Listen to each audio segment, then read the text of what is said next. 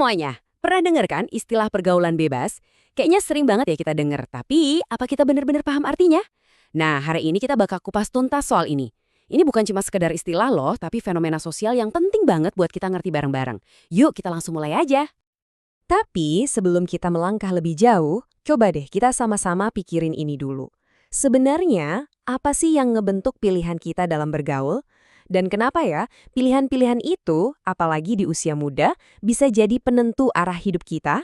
Pertanyaan ini bakal jadi pegangan kita nih selama pembahasan.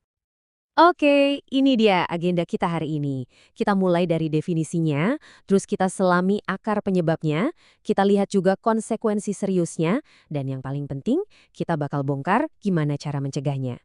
Jadi, kita akan jalan bareng dari memahami masalah sampai nemuin solusinya. Oke, mari kita mulai dari fondasi paling dasarnya dulu. Sebenarnya apa sih yang dimaksud dengan pergaulan bebas itu? Memahami definisinya itu langkah pertama yang krusial banget. Nah, ini dia intinya. Jadi pergaulan bebas itu bukan cuma soal punya banyak teman ya, tapi ini lebih ke perilaku yang ibaratnya melewati pagar. Pagar norma sosial, nilai-nilai, dan aturan yang kita semua sepakati. Dan momen ini sering banget muncul di masa-masa krusial, yaitu masa remaja, pas lagi gencar-gencarnya nyari jati diri. Sekarang, yuk kita coba lihat apa aja sih pemicunya. Penting nih buat diingat, tujuan kita di sini itu buat memahami, bukan buat menghakimi. Ini soal melihat faktor-faktor kompleks yang bisa mendorong seseorang ke arah sana. Nah, dari sini kelihatan kan, kalau masalahnya itu rumit. Ini bukan cuma karena satu penyebab tunggal, tapi gabungan dari banyak hal. Mulai dari kurangnya dampingan orang tua, tekanan dari lingkungan pertemanan, rasa penasaran yang kadang nggak terkendali, ditambah lagi sama dampak negatif media sosial, dan fondasi moral yang mungkin kurang kokoh.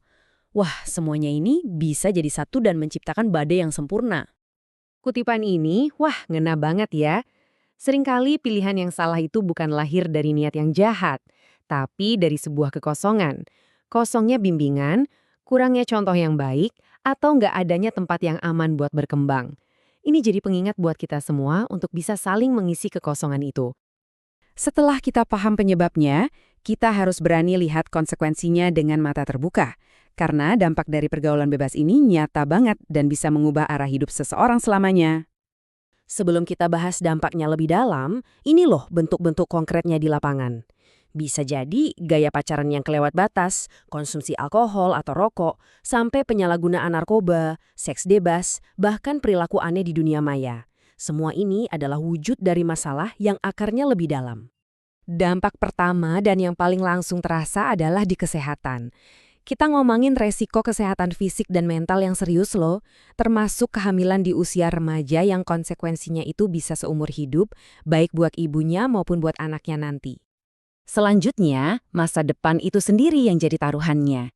Ketika seseorang udah terjebak di lingkaran ini, biasanya prestasi di sekolah jadi korban pertama. Dan ini bukan cuma soal nilai yang turun ya, tapi pintu-pintu kesempatan buat pendidikan yang lebih baik, buat karir yang bagus, itu bisa tertutup rapat. Dan yang terakhir, ada dampak sosial dan hukum. Hubungan sama keluarga bisa retak, kepercayaan bisa hilang, dan di kasus-kasus tertentu seperti penyalahgunaan narkoba, ya konsekuensinya bisa berhadapan langsung dengan hukum. Dan itu serius banget. Oke, kita udah lihat sisi gelapnya. Sekarang, waktunya kita nyalain lampu.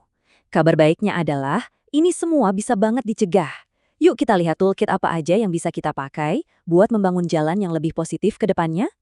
Ini dia 5 langkah pencegahan kita. Anggap aja ini 5 pilar buat membangun masa depan yang kokoh. Pertama, perkuat karakter. Ini bukan cuma soal nilai bagus, tapi soal tahu apa yang benar dan salah, punya prinsip. Kedua, berkomunikasi. Ini kuncinya. Jangan takut buat ngobrol jujur sama keluarga, ceritain apa yang kamu rasain. Itu nunjukin kekuatan, bukan kelemahan. Ketiga, pilih dengan bijak. Ingat, teman itu cerminan diri. Pilihlah teman-teman yang ngajak kamu jadi lebih baik, bukan yang malah narik kamu ke bawah. Keempat, tetap aktif. Waktu luang itu berharga. Isilah dengan hal-hal positif yang bikin kamu berkembang. Olahraga, seni, belajar hal baru, apa aja deh yang membangun diri. Dan yang kelima, cerdas online. Dunia maya itu sama nyatanya. Jadilah pengguna yang pintar, bisa bedain mana yang baik dan buruk, dan manfaatin medsos buat hal-hal yang positif. Tiap langkah ini adalah investasi buat dirimu sendiri. Nah, kita sampai di bagian akhir nih. Pada akhirnya, semuanya itu kembali ke kekuatan pilihan dan betapa pentingnya kita dikelilingi oleh pengaruh yang positif.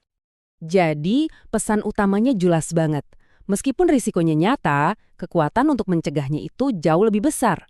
Dengan bimbingan yang pas, pendidikan karakter yang kuat, dan lingkungan yang mendukung, setiap dari kita itu memegang kendali penuh atas masa depan kita sendiri.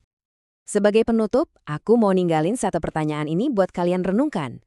Baik sebagai remaja, orang tua, guru, atau teman, kita semua punya peran. Jadi, pengaruh positif apa yang akan kamu pilih untuk jadi atau berikan ke orang di sekitarmu mulai hari ini? Terima kasih sudah menyimak.